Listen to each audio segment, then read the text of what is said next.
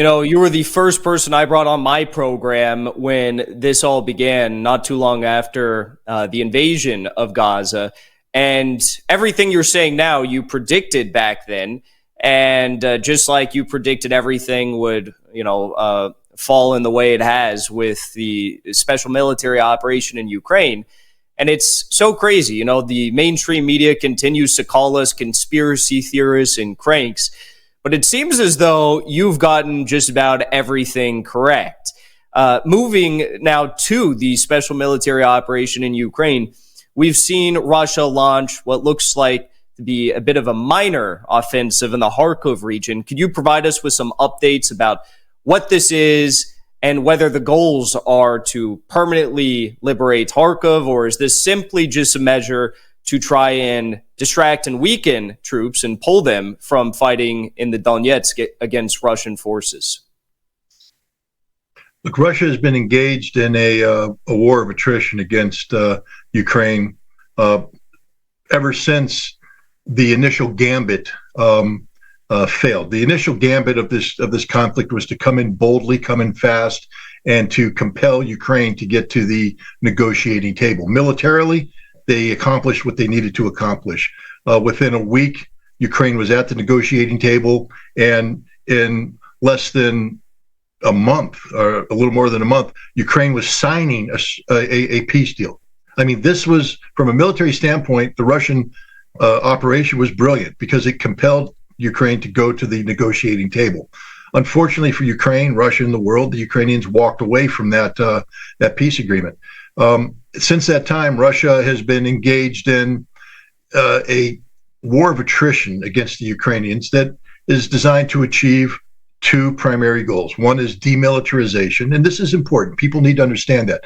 Stop looking at a map and saying, aha, the Russians haven't moved very much. The map hasn't changed. Ukraine is winning. That's not what it's about, ladies and gentlemen. At least that's not what it's been about for the last nearly year and a half. It's about killing Ukrainians. It's about destroying Ukrainian equipment. And on this, Russia has been tremendously successful.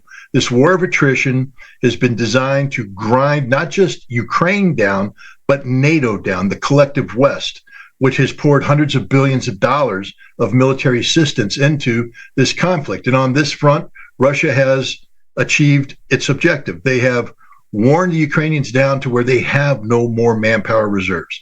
Ukraine right now is talking about an emergency mobilization of personnel.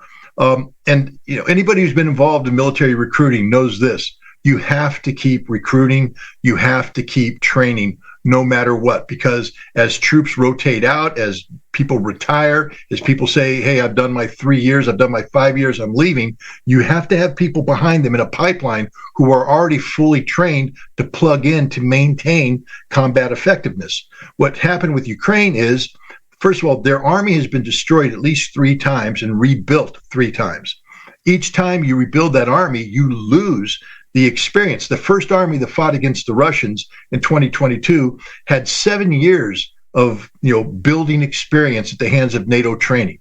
NATO trainers were training them in Western Ukraine. This army was expanding, and it was a very well-equipped, well-led, experienced army. That army was destroyed.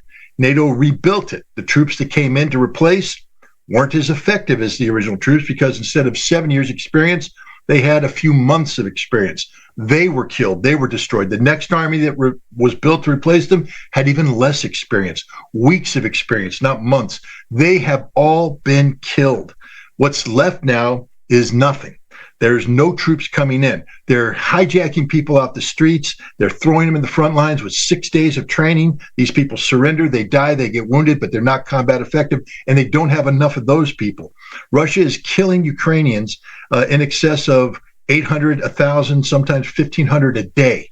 The Ukrainians aren't recruiting at that level. Russia, on the other hand, is recruiting 30 to 40,000 men a month, volunteers who are saying, we want to serve in the special military operation. The Russian military is growing. This is simple military math. This war of attrition has worn the Ukrainians down to next to nothing. They have no more equipment. They have no more manpower. So what Russia has done is, after stressing the Ukrainians to the limit, now they pop in at Kharkov with 50,000 men. and the Ukrainians don't have anybody to defend there. So they're stripping everything they can away from the primary line of contact up to Kharkov. Meanwhile, the Russians continue to advance on the primary line of contact in Zaporizhia and Donetsk, and they're making gains. The forces in Kharkov are being destroyed, and trust me, sometime in the near future, the Russians are going to appear somewhere else, and there's nobody left to get them. The Ukrainians are going to have to strip away more, and they get thinner and thinner and thinner, and then you have total collapse. I was told by a Russian general back in January that you're going to see dramatic changes in the map of the battlefield in the month of May. We're midway through May, and I think we see that that's happening. And he said that he anticipates that the Ukrainians won't be able to continue to resist past midsummer, the end of summer, that this war will be over this year. And I think that's what we're seeing. And one more quick question for you. We saw recently that the Russian security services, I believe, put Zelensky on their wanted list. And we also saw the Russian services come out and say that the United States is looking to replace Volodymyr Zelensky as the leader of Ukraine. What do you make of these developments? And do you think we could soon be seeing an end to the Zelensky government? I don't know. I think there's an element of information warfare taking place here. I think that the Russians are going into overdrive to undermine Zelensky. They're putting pressure on him on the battlefield at a time he's politically weak overseas, and I think they're just trying to create an environment where confidence is evaporates in Zelensky. They're making the case that on May 20th, he no longer is the legitimate leader of Ukraine because he did not have a presidential election or a parliamentarian election. To be honest, it's none of Russia's business. It's the internal political problem of Ukraine. But Russia is playing a political game here. What's important is that Russia has put him on a list, a wanted list. This is a signal that they're not going to negotiate with this man. You don't negotiate with criminals.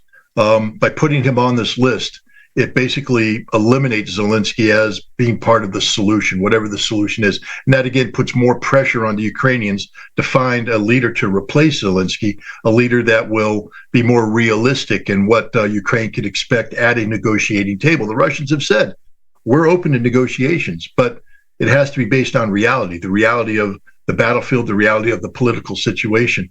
Zelensky formula that he's put out there is totally unrealistic, and this is why the war continues. I think the Russians are doing everything they can to help Zelensky exit stage right so that a new leader comes in, one who's prepared to do what is necessary to bring this war to an end.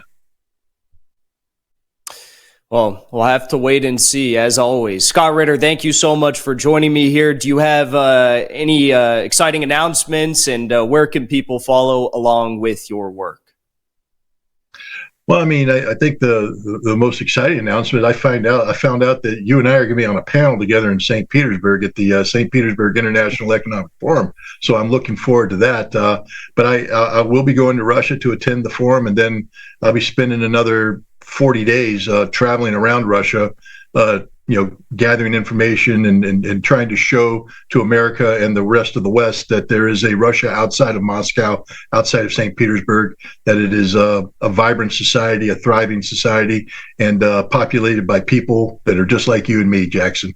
People who just want peace, just want to live, just want to enjoy the things in life. That all we have to do is knock off the Russophobic nonsense, and believe it or not, peace can break out all over. And so I appreciate the work that you're doing. And like I said, I look forward to seeing you in St. Petersburg.